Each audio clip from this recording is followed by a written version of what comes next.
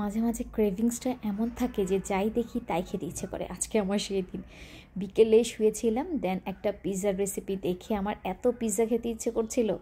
But মানে উঠে মাগরিবের নামাজ পড়ে ওদেরকে নিয়ে টিচারের বাসায় গেলাম, সেখানেও আমি ঘুরতে ঘুরতে ভাবিসহ ঘুরছি আর যাই দেখি তাই খেতে ইচ্ছে করছে।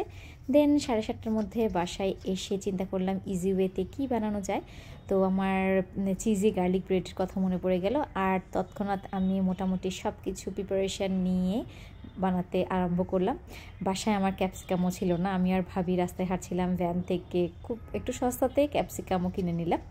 তো একদম ইজিভাবে মানে চিজি গার্লিকটা হয়। তো আমি এই যে গরম গরম নামিয়েছি, দেন কেটে সার্ভ করব টেবিলে।